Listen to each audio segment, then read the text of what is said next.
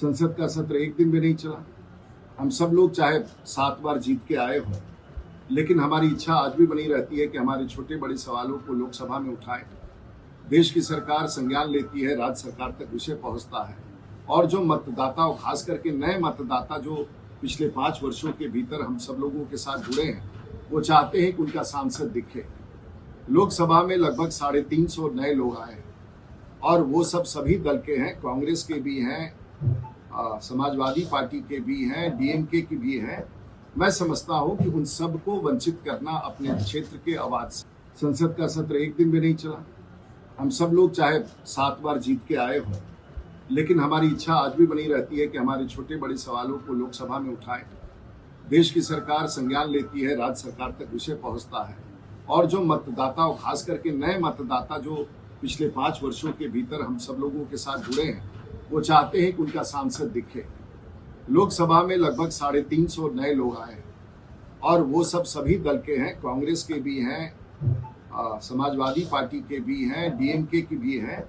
मैं समझता हूं कि उन सबको वंचित करना अपने क्षेत्र के आवाज से और सदन नारेबाजी के लिए जिसका उपयोग करते हैं, इससे इनका और केंद्रित मुख्यतः बिहार के चुनाव से केंद्रित लोकसभा का व्यवहार है।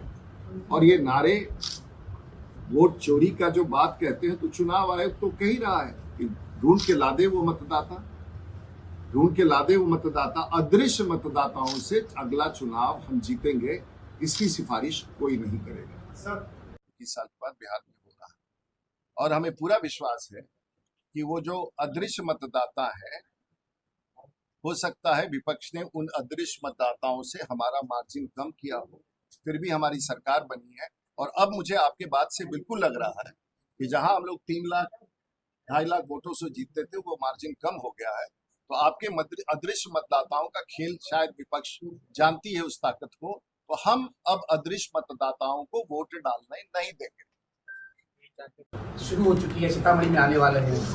क्या राजीव प्रताप रूडी का आगमन इस बात को माना जाए कि आप यहाँ पर भाजपा के कील खुटों को पहले से मजबूत करना चाहते हैं? क्या उनकी लहर में ज्यादा करंट आ गया है?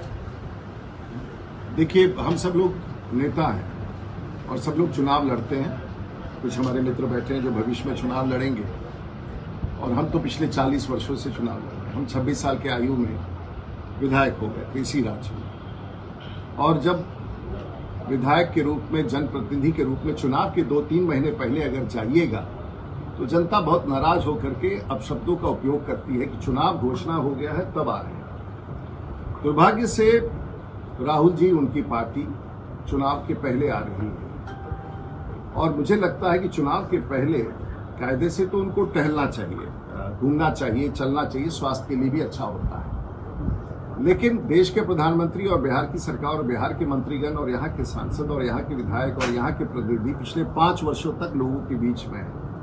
तो मुझे लगता है सबसे पहले ये सवाल उठेगा कि राहुल जी चुनाव के पहले जो आ रहे हैं, थोड़ा पहले से घूमते टहलते रहते तो बिहार की जनता उनको पहचानती। एसआईआर के विषय पर जो उन्होंने विषय यात्रा शुरू किया है, मताधिकार यात्रा के नाम से, शायद मैंने बैनर देखा बाहर में लगा हुआ है।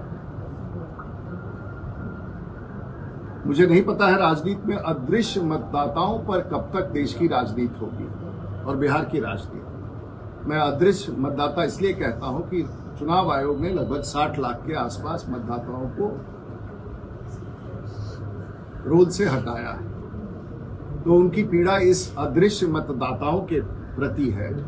तो मेरा उनसे अनुरोध है कि वो जो यात्रा कर रहे हैं, बेहतर होता कि अपनी पूरी पार्टी का और तेजस्वी की टीम को लगा करके इन अदृश्य मतदाताओं से संपर्क स्थापित और उनको चुनाव आयोग के सामने लेके आते तो ज्यादा कामयाब होते, ना कि इस विषय को लेकर के यात्रा करना लेट हो गया उनके लिए। राजनीतिक रूप से भी लेट हो गया, पॉलिटिकल रूप से भी, लेकिन अपने स्वास्थ्य का राहुल जी बहुत विशेष ख्याल करते हैं और लगता है कि थोड़ा वजन इधर बढ़ा हुआ है। तो इस यात्रा से अपने आप को संयमित कर लेंगे। अच्छे आदमी हैं, अच्छा प्रयास है, लेकिन बिहार के लोग चुनाव के 2 महीने पहले आने पर हम लोगों को भी वोट नहीं देता है तो उनको कहां से देगा। इसलिए बिहार आए, अगले 5